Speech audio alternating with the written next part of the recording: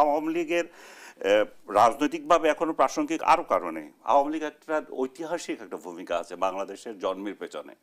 এই রাজনৈতিক দলটার বিশেষ ভূমিকা আছে।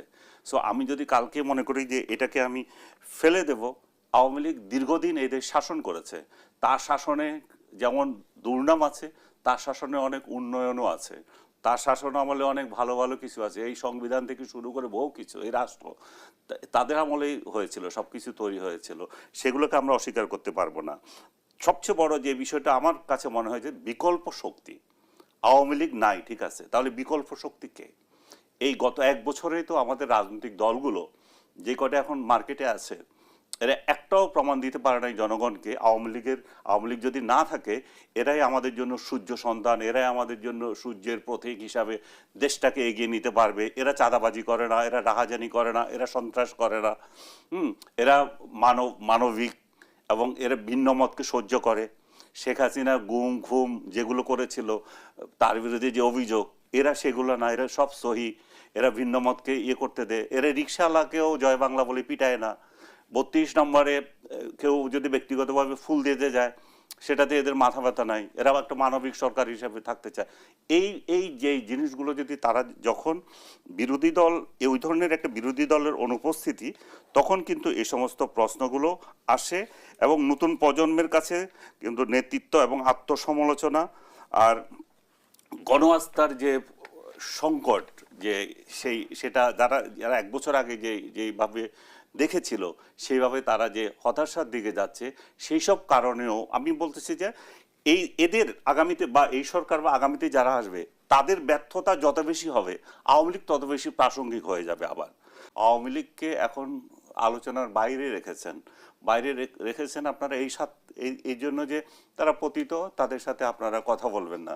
কিন্তু যে সমস্ত জিনিসগুলো আওয়ামী লীগের স্বার্থের বিরুদ্ধে যাবে, আওয়ামী লীগ যদি আবার ক্ষমতায় আসে বা ক্ষমতা আসার সুযোগ পায় এই রাজনৈতিক দুর্বলতার সূত্র ধরে, তাহলে তারা সেগুলো তো রাখবে না। আওয়ামী লীগ আসবে কি আসবে না সেই নিয়েও একটা বিরাট কোয়েশ্চেন। আমাদেরকেও অনেকে কোয়েশ্চেন করে, আপনারা আওয়ামী লীগের কথা বলেন কেন? আওয়ামী লীগ রাজনৈতিক দল হিসেবে তো আওয়ামী লীগকে আমরা অস্বীকার করতে পারবে না। সরকার আওয়ামী লীগের রাজনৈতিক কার্যক্রম নিষিদ্ধ করেছে, কিন্তু আওয়ামী লীগের যারা করে তাদেরকে তো এই দেশ থেকে তাড়িয়ে দিতে পারে নাই, তারা আছে। সো তারা যখন এক্সিস্ট করছে, তাহলে তারা আগামীতে কিভাবে আসবে সেটা নিয়ে কোয়েশ্চন হতে পারে। আওয়ামী লীগ যেই শাসন করে গেছে গত 16 বছর, সেই ফরম্যাটে যদি আবার এখানে ক্ষমতায় আসে, সেটাতে তো আমার নিজেরও আপত্তি আছে, অনেকের আপত্তি আছে। বাট আওয়ামী লীগ তাহলে যদি আসতে হয় বাংলাদেশের রাজনীতিতে, তাহলে কিভাবে আসবেন? যারা এই সমস্ত আইন প্রণয়ন করছেন, জুলাই সনদ করছেন, তাদেরকেও এটা চিন্তা করতে হবে যে এই দিন শেষ না, এই দিনের পরে আরও দিন আছে। কে জানতো এই যে ইলেকশন হচ্ছে, মনে করেন ইলেকশন করতেছেন আপনি একতরফা এখন ইলেকশন করবেন, যেটা 14তে হয়েছিল, 18 তো অলমোস্ট ফাউল একটা ইলেকশন ছিল, 24-এ গিয়েও একটা একদলীয় ইলেকশন হয়েছে। এই ইলেকশন যারা করেছিল, যেই ইলেকশন কমিশনারগুলো ছিল, চিফ ইলেকশন কমিশন ছিল, তাদের আজকে পরিণতি কি? সো আজকে যারা ইলেকশন করছে তারাও তো এটা চিন্তা করবে। আমার কিন্তু আওয়ামী লীগ ওনার কাছে প্রাসঙ্গিক মনে হচ্ছে না।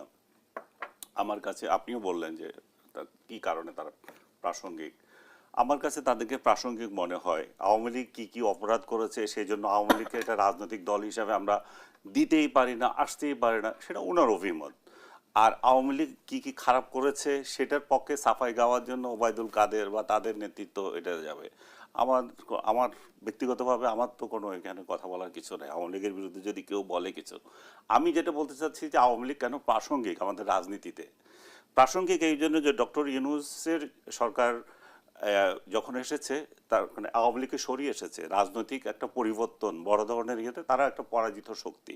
কিন্তু এই ক্ষমতার বাইরে থেকেও তারা এখন দেখাচ্ছে যে শেখ হাসিনার এক প্রকার সমর্থক, আবার শেখ হাসিনার বিরোধী দল সমান মাত্রায় আছে। কোনোভাবেই উনি যদি বলেন যে না আমি দেখছি না সেটা, তাহলে উনার দৃষ্টিতে সেটা পড়ছে না। তাহলে সোশ্যাল মিডিয়া দেখছেন না, উনি মানুষের সঙ্গে মিশছেন না, উনি টেলিভিশনে টক শো করে আমরা বেড়াচ্ছি, শুধু সাধারণ মানুষের সাথে আমাদের কথা নাই। বাজারে যাচ্ছি না আমরা, বাজারের লোকদের মতামত কি আমরা সেটা দেখি। উনি হয়তো বলবেন যে আপনি এক দৃষ্টিতে দেখছেন, হয়তো হতে পারে ওনার মতে, কিন্তু আমি যেভাবে দেখি যে মানুষ সন্তুষ্ট না, মানুষ আওয়ামী লীগকে একেবারে বিসর্জন দিয়ে এদেরকে নিচে আওয়ামী লীগের নাম নিশানা মুছে দিতে চাচ্ছে। সেটা কি সাধারণ মানুষের কথা বলছেন? আমি সাধারণ মানুষের কথা বলছি, তাদের সে ধরনের মেন্টালিটি নেই। আর আবার এই পরবর্তী সরকার যদি অনেক ভালো করে তাহলে আসবে না। আপনি আরেকটা প্রশ্ন তুলছেন যে আওয়ামী লীগ এত কেন থাকতে পারবে না, কারণ হচ্ছে তাদের অ্যাট্রোসিটি ছিল এই যে 24-এ। তো অ্যাট্রোসিটির দিক থেকে তো জামাতে ইসলামের অ্যাট্রোসিটি কম ছিল না। সেই রাজনৈতিক দল কি এখন নাই? তারাও তো আছে। উনি আওয়ামী লীগের লোকজনকে ইলেকশন করার জন্য পরামর্শ দিচ্ছেন যে তারা যেহেতু সহি লোক যারা আছে তারা স্বতন্ত্র ইলেকশন করবে, কিন্তু ভিন্ন নামে একটা রাজনীতি করবে। স্বতন্ত্র নির্বাচন করার বাস্তবতা আছে কিনা? স্বতন্ত্র নির্বাচনের বাস্তবতা নাই, কারণ আওয়ামী লীগ বললেই তো পিটাচ্ছে। এখন আওয়ামী লীগের পক্ষে কথা যায় বলেই তো আবার ট্যাগ দিচ্ছে যে বোধহয় আওয়ামী লীগ হয়ে গেছে। তো যে আমাদের কথা বললে যখন ট্যাগ দেওয়া হচ্ছে, যারা আবার আওয়ামী লীগ সত্যিকার অর্থে করে রাজনীতির সাথেই জড়িত আছে, তারা কিভাবে কথা বলবে? আওয়ামী লীগ তো পরিচয় পেলে আপনি গ্রেপ্তার করতেছে। আওয়ামী লীগের সংসদ সদস্য যারা আছে অন্যায় করুক আর না করুক ইলেকশন করছে, সেই জন্য অনেক লোক এখন জেলে আছে। সো আমি বলছি যে উনি পরামর্শ দিয়েছিলেন যে এরা নতুন নামই দল করতে পারে। জামাতে ইসলামকে কি আমরা আজকে 54 বছরও পেরেছি নতুন একটা দলের নাম দিয়ে আসতে? তারা তো সেই জামাতে ইসলামই রেখেছে। যেই 71 আমি জামাত সমর্থন করছি না, ভুল করছেন। জামাতের রাজনীতির অধিকার নিয়ে আমারও প্রশ্ন আছে, এটা নিয়ে আমার সাথে আমার দ্বিমত নাই। আমি সমর্থনের কথা বলছি না, আমি বলছি যে ওরাও সেই দলটা চেঞ্জ করে। একদম ওদের অপরাধ আরো অনেক বেশি বড়। আমি আপনার সাথে একমত, আমি একমত। সো ওরা ওটা আমি বাস্তবতা বলতেছি, আমরা 54 বছরেও সেটা পারিনি। তাহলে আমরা এই 1 বছর পরে কিভাবে বলতে পারি যে আওয়ামী লীগ তার নাম চেঞ্জ করে অন্যভাবে আসবে? আসবে না। আওয়ামী লীগ যদি আসে নিজ নামই আসবে। কাছে রাখতে চাই যে যখন আমরা আসলে আইনের কথা বলছি কিংবা অধিকারের কথা বলছি, তখন আসলে বাস্তবতার নিরিখে সেটি আমরা বিবেচনা করছি কি? যখন আসলে শোক পালনে আমরা দেখেছি যে বাধা দেওয়ার চেষ্টা করা হয়েছে, নানামুখী তৎপরতা দেখেছি, একজন রিকশা চালক ফুল দিতে গিয়ে কিন্তু গণপিটুনির শিকার হয়েছেন 32 নম্বর। নিশ্চয়ই আপনি অবগত আছেন। তার ভিতরে অত্যন্ত ভয়ঙ্কর একটা মামলা হয়েছে, ফালতু একটা মামলাও হয়েছে। হ্যাঁ, আমি খেয়াল করেছি এবং আমি এটা নিয়ে বহু জায়গায় টক শোতে আমার নিজস্ব চ্যানেলে এটার বিরুদ্ধে কন্ডেম করেছি।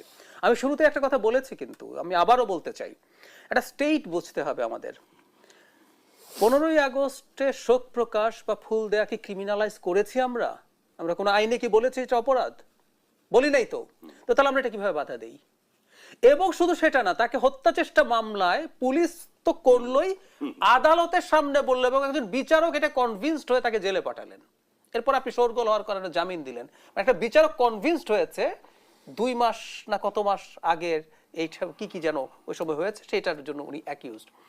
এগুলো অত্যন্ত, আমি এটাকে ইত্রামি শব্দটা ব্যবহার করেছি আমার একটা, আমি এখানেও করে ফেললাম পার্সোনালি। এগুলো প্রত্যেকটাই আসলে এই সংকটগুলো তৈরি করে।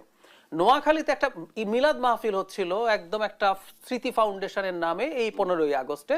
ওখান থেকে ইমাম মুয়াজ্জিন এবং কয়েকজনকে ধরে নিয়ে গেছে, খিচুড়ি চুরি করে নিয়ে গেছে। এবং অতি উৎসাহিত হয়ে আমরা দেখলাম যে 32 নম্বরে গানের তালে তালে নাগিন ড্যান্সও করা হলো। এইগুলোকে আসলে উৎসাহ দিচ্ছে কারা?